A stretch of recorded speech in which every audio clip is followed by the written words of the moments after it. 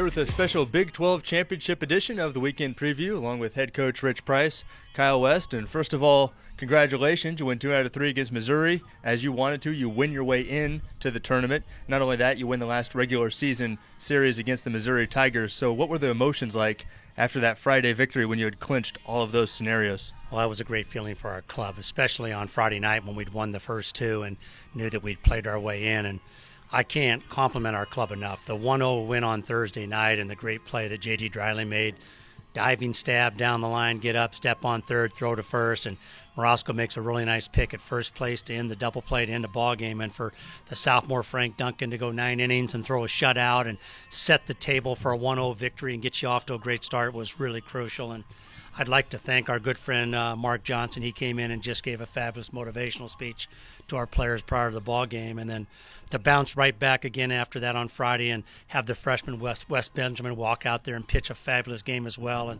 and set the tone for Game 2 win on Friday night. The crowd was fabulous. Thursday was even better Friday night, and I was really proud of our players' performance.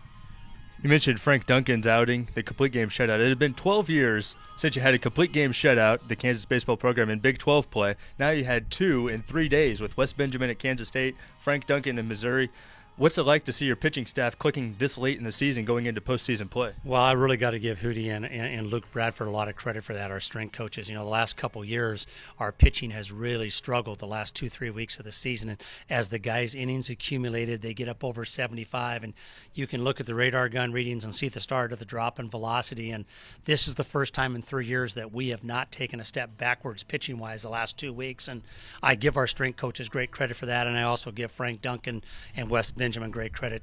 Those young men are really motivated. They work really hard on being in tip-top shape and are really proud of the opportunity they've been given and the future that lies ahead of them, and that's a pretty good combination. On the offensive side of things, Michael Suter, 6 for 11, has a home run this weekend against Missouri. We talked about Dakota Smith a couple weeks ago. Looks like Suter is another one of those freshmen really starting to put it together at the right time. Yeah, without question. I mean, he entered the weekend hitting under 200 for the season, and he's the Hawaii High School Player of the Year, and he's drafted out of high school. And you know, we opened up Big 12 play, and he was hitting third in the lineup. You know, so he's obviously struggled as bad as any player we've ever had here.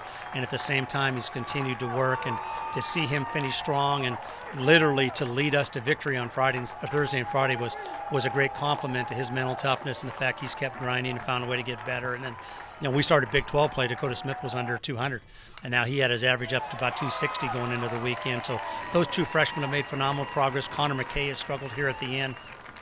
At the same time, you take those 3 freshmen and you throw in Nate Arnold and Justin Prostaccio, those 5 young freshmen got a chance to be really good players here before they leave the University of Kansas. Let's look ahead to Oklahoma City. The last time you were there was still pool play. Now it's a double elimination format. What are your thoughts on the new format for the entire weekend in Oklahoma City? Well, actually, to be honest with you, I actually like it. You know, I think what was interesting a year ago was that both pool winners had already been decided before the 4 games on Saturday, and that necessitated the change that all 4 games on Saturday literally meant nothing before the championship game on Sunday, and the attendance was down, the intensity level was down, and I think obviously the interest level of the players was down as they're all building and getting ready for the emotions of going to a regional. So I think this is a good format. I think it gives you an opportunity to play your way in if you're on the bubble. I think at the same time, if you're on the outside looking in, I mean, I think 3 of the last 5 years, my good friend Mike Cummings has told me the number 8 seed has played for the title, and I think that speaks volumes about the depth that's in our conference. And you know, our goal is to go in there and play well on Wednesday, find a way to beat one of the best teams in the country in Texas A&M, and get to the next day. And literally, you play to survive, Kyle, and that ends up being a really good formula for success. If you just play each day to survive and play another day, pretty soon you got a chance to make something happen. Taking on the Texas A&M Aggies Wednesday in Oklahoma City, 4 p.m. You can catch that game with free live audio streaming on KUathletics.com and all the other KU games coming up in Oklahoma City.